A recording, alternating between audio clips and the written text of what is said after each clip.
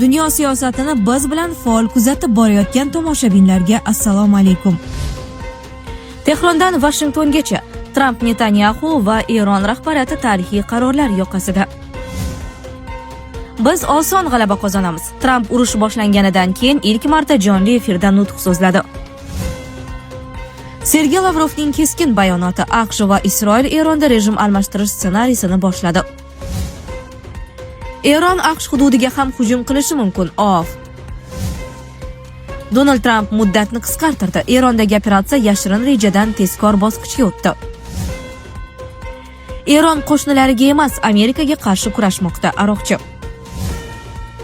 AQShning Erondagi operatsiyasida Afg'oniston va Iroq ssenariysi takrorlanmaydi. Wens.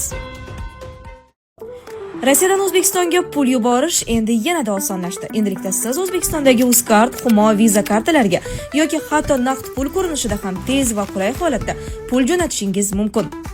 Hoziroq Play Marketdan yuklab oling va 400 rubl bonusga ega bo'ling. Agarda sizda qandaydir muammo bo'lsa, 24/7 qo'llab-quvvatlash xizmati mavjud. Anjir Pay xalq tanlagan mobil ilova.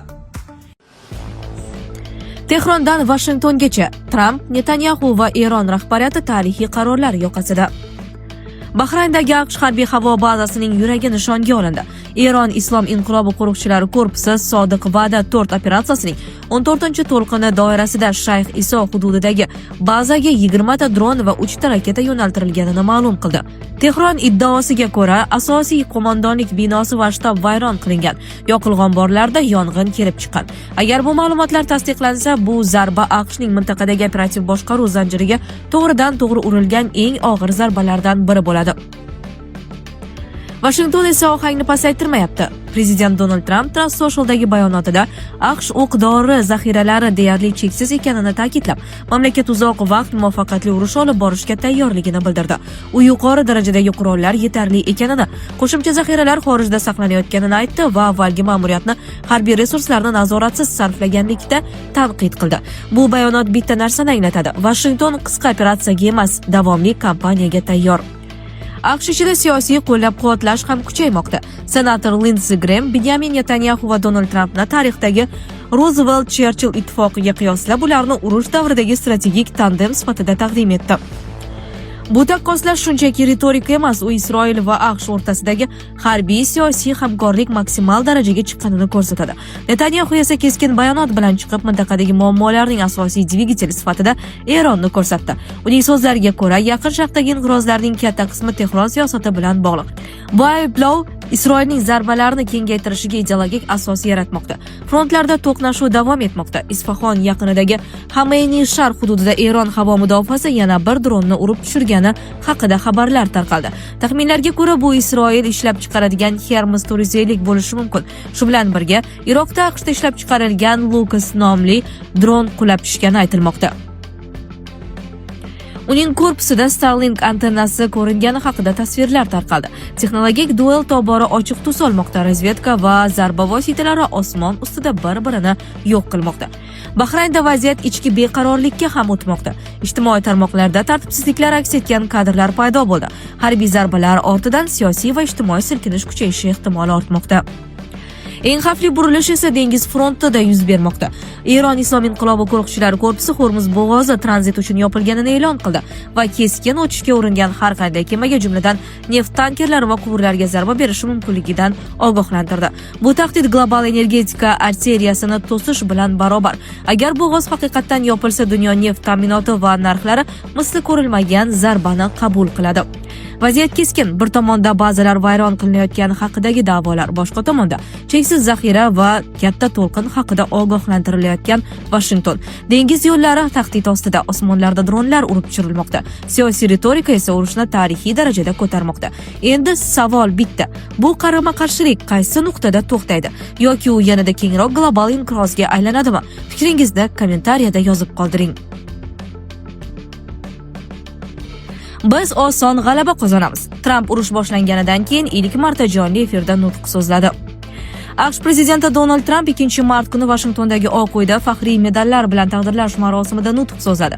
Bu uning 28-fevral kuni AQSh va Isroil Eronga qarshi urush boshlaganidan keyin birinchi marta jonli efirdagi nutqi bo'ldi. Tramp asosan urush haqidagi avvalgi gaplarni takrorladi. Meduza undan qisqa iqtiboslar keltirdi. Biz urushni boshladik, chunki Eron yadroviy qurol ishlab chiqishni to'xtatmoqchi emas edi. Bu bizning so'nggi va eng yaxshi zarba berish imkoniyatimiz edi. Eron allaqachon Yevropaga va bizning bazalarimizga zarba bera oladigan raketalarga ega edi va tez orada go'zal Amerikaga yetib oladigan raketalarga ega bo'lardi, dedi Tramp. Bizning maqsadlarimiz aniq: Eronning raketa salohiyati va harbiy dengiz flotini yo'q qilish. Dunyodagi terrorizmning bosh homiysi hech qachon yadro quroliga ega bo'lmasligi va o'z chegaralaridan tashqarida terrorchilarni boshqara olmasligini ta'minlash, dedi Oq uy rahbari. Biz boshidan urush 4-5 hafta davom etishini bashorat qilgan edik. Biz allaqachon prognozlardan ancha ilgarilab ketdik, ammo qancha kerak bo'lsa, shuncha uzoqroq bardosh bera olamiz. Bugun kimdir hamma narsani tezda qilmoqchiligimni, aks holda zerikib qolishimni aytdi. Men zerikmayman. Bunda hech qanday zerikarli narsa yo'q. Bizda dunyodagi eng kuchli va qudratli armiya bor va biz osongina g'alaba qozonamiz, deya qo'shimcha qildi Tramp. Bu holat hayot sifatiga ta'sir qilyaptimi? Oilaviy hayotda zaiflik, stress va ishonchsizlik olib kelyaptimi? Vulkan erkak kuchi va ishonchining yangilangan manbai. Prostata bezi adenomasi surunkali prostatitdan qutulishga yordam beruvchi ishonchli formula. Atigi 5-7 kun ichida natijasini sezasiz. O'zingizni yengil va ishonchli his eting. Vulkan, siz izlagan tabiiy yechim.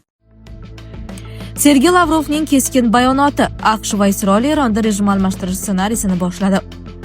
Rossiya tashqi ishlar vaziri Eron atrofidagi vaziyat yuzasidan bayonot berdi. Unda Washington va Tel Aviv suveren davlat rahbariyatini o'ldirish kabi usullardan foydalangan holda nafaqat Eron rejimini o'zgartirishga, balki Eron va arab qo'shinlari o'rtasidagi munosabatlarni normallashtirish jarayonini izdan chiqarishga urinayotgani ta'kidlangan. Shuningdek, bayonotda AQSh va Isroilning harakatlari butun Yaqin Sharq mintaqasida qurolli qarama-qarshilikning kuchayishiga olib kelayotgani yuzasidan xavotir bildirilgan. Rossiya barcha tomonlarni zudlik bilan harbiy harakatlarni to'xtatishga, tinch aholi va fuqarolik infratuzilmasi xavfsizligini ta'minlashni ustuvor vazifa sifatida ko'rishga chaqirgan. Bayonotda Eronning Minab shahridagi qizlar maktabiga berilgan zarba keskin qoralangan. Unda o'nlab bolalar halok bo'lgani qayd etilgan. Rossiya tomoni fuqarolik obyektlariga xoh Eronda, xoh arab davlatlarida bo'lsin, har qanday hujumlarni mutlaqo qabul qilib bo'lmas, deb ta'kidlagan. Eron AQSh hududiga ham hujum qilishi mumkin.